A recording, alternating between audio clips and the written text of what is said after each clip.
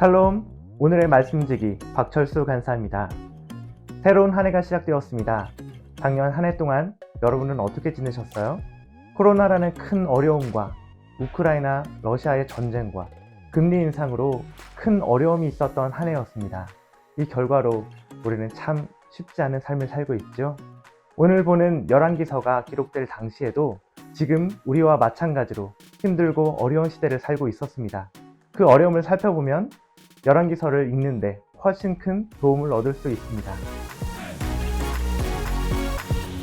주전 609년 이집트의 바로 느고 2세는 바벨론과 메대의 동맹군과 싸우던 아수르를 지원하기 위해 북쪽으로 진군했습니다. 유다 왕 요시야는 이것을 용납할 수 없었습니다. 선한 왕인 요시야는 어느 정도 자신감이 있었겠지만 무깃도에서 맞서 싸우다 전사를 하고 맙니다. 요시야의 뒤를 이어 여호아하스가 왕이 되었지만 이 여호아하스는 애굽으로 잡혀가고 바로는 엘리야김을 유다 왕으로 세운 후 여호야김으로 이름을 바꾸었습니다. 하지만 이후 여호야김도 이집트를 배신하고 바벨론에게 충성을 맹세했다가 바벨론 또한 배신했습니다. 그러자 바벨론은 유다로 쳐들어왔고 597년에 유다는 항복했습니다. 이때 새로 왕이 된 여호야김과 많은 사람들이 잡혀가고 많은 귀중품과 재물 또한 약탈당했습니다. 바벨론에게 의해 또다시 유다의 왕이 세워졌는데 그는 여호야긴의 삼촌인 mat단이아였고 이 사람은 시드기야라는 이름을 받았습니다. 근데 이 시드기야도 바벨론을 배신했다가 바벨론을 공격을 받았고 예루살렘이 포위된 채 2년이 흘렀습니다. 2년 동안 예루살렘의 모든 음식물은 바닥났고 586년에 또다시 예루살렘은 함락되었습니다. 예루살렘의 연이은 함락과 뒤이은 사건들은 남유다 왕국 백성들에게 커다란 충격을 주었습니다. 예루살렘이 폐허가 되었고 주민들의 집과 왕궁, 성벽 모두가 파괴되었습니다. 하나님이 함께 하심의 상징인 성전조차 파괴되었고 성전 안의 모든 집교와 귀중품들이 약탈당했습니다. 전쟁으로 많은 사람들이 죽었습니다. 살아남은 사람들도 바벨론으로 끌려갔습니다. 이런 비참한 상황에서 유다의 백성들은 이런 의문을 품었을 것입니다.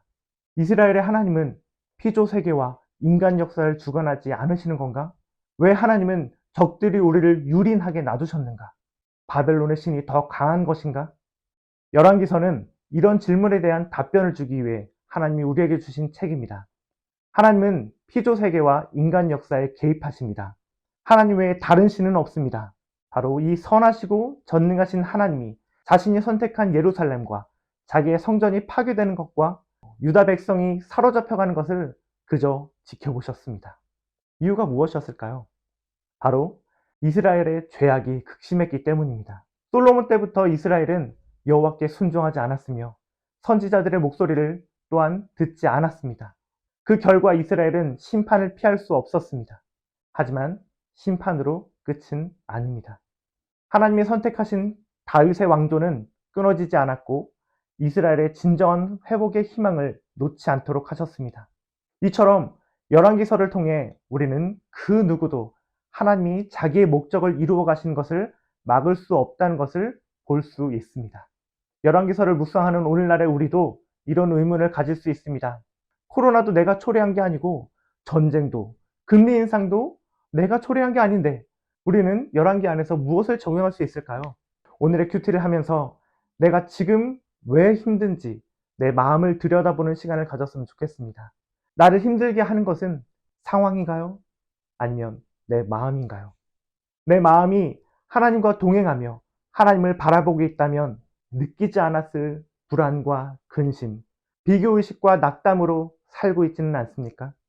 하나님의 계획과 방향대로 가고 있다는 확신이 있다면 흔들리지 않았을 내 마음이 지금 과연 어디로 향해 있는지, 정말 역사를 주관하시고 그 어떤 신보다 위대하신 하나님, 무너진 하늘 속에서도 솟아날 구멍을 만드시는 하나님, 전능의 하나님에게 내 마음이 향해 있는지 돌아보는 하루를 보내보면 어떨까요?